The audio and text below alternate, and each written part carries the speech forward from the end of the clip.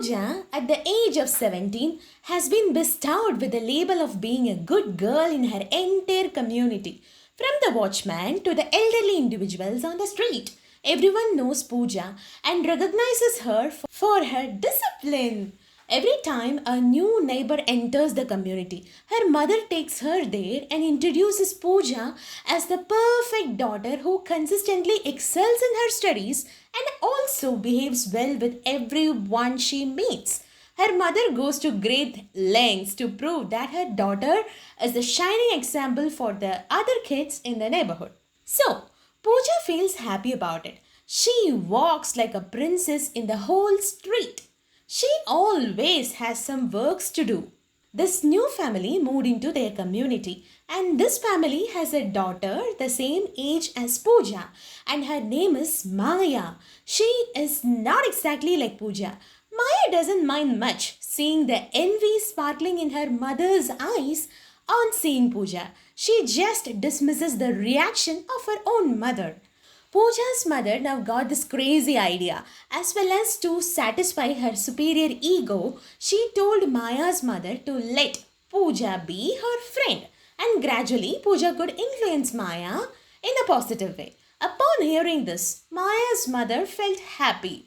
Both girls smiled at each other. Maya is very lively, not like Pooja, who is very calm, yet talks about her likes. Pooja suggests to Maya that she will take her to the ice cream stall nearby which sells custom recipes for the customers. She insists and finally Maya agreed. Both girls started to walk. While on their way, Pooja was called by a middle-aged woman with a request to buy some groceries. Pooja agreed and pulled Maya with her. Finally, they got all the items as mentioned in the list and gave them to the middle-aged woman and she thanked Pooja. Now, when they finally started to walk towards the ice cream stall, another neighbor girl of her same age came running to Pooja with a doubt in her math paper. Pooja now rushing to help her. While Maya noticed all this, but still didn't say anything. Finally, the girl thanked Pooja and went to complete her work. Now, again, Pooja started to walk along with Maya to the ice cream stall. In between, Maya saw some other four different persons getting their works done by Pooja. And finally, both reached the ice cream stall only to see the stall closed. Pooja sighed and told Maya that she would take her here another day. Maya smiled and said, "No need. It will take you 3 to 4 hours to reach here, but just 10 minutes for me." And looked at Pooja. Pooja gave her a confused look and Maya asked, "Do you know how to read this word?" She scribbled something on the floor with a small brick piece. Pooja read that and said, "No, it is no." Maya smiled and said, "So you know this word, but don't know when to use it, right?" She looked straight at Pooja. Pooja didn't know what to say and silence only spoke for her. Maya said, "See Pooja, if you keep on continuing this service all through your life, you will forget yourself as a person. You don't even know who Pooja is at the end of your life."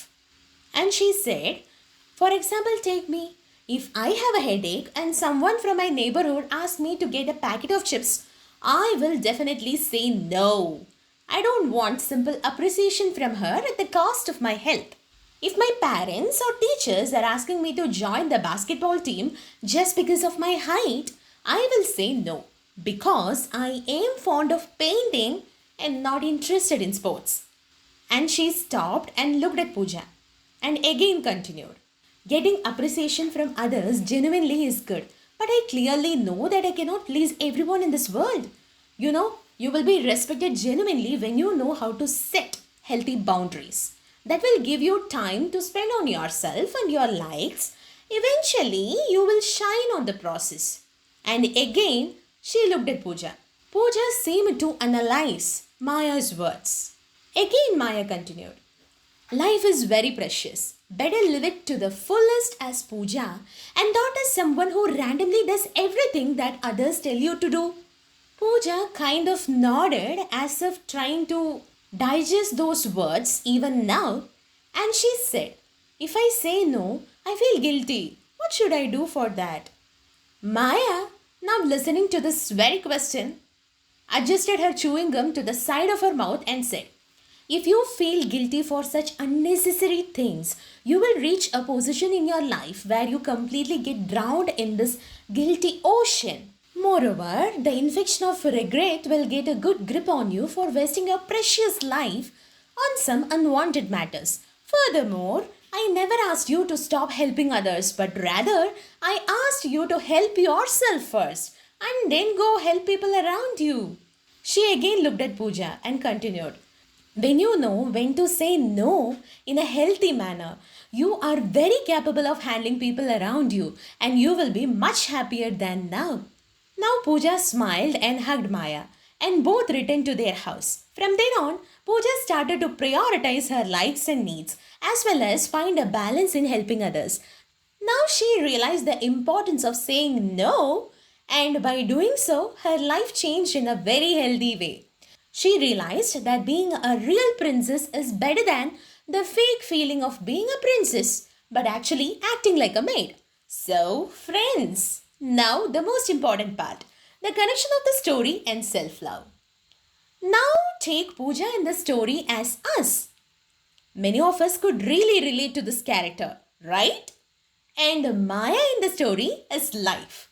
There are many among us who could say no, but then after that second, we would start to feel guilty as if we committed a criminal act. But why? When you feel unwell, it is okay to tell your friend no if they ask you out for a movie. If you are not interested in sports, you can tell your teacher no and pursue your interest. Self love isn't saying a healthy no, and it is like a bridge to a happier life. So, next time, before saying yes, stop yourself, think, and respond accordingly. Prioritize yourself. If not, life will make you realize. Like Maya in our story. So, the syllabus is same, but the process is different for everyone. Be good at understanding this earlier, or what if life brings you some really tough question papers to realize the small yet important lesson? Just think about it, friend.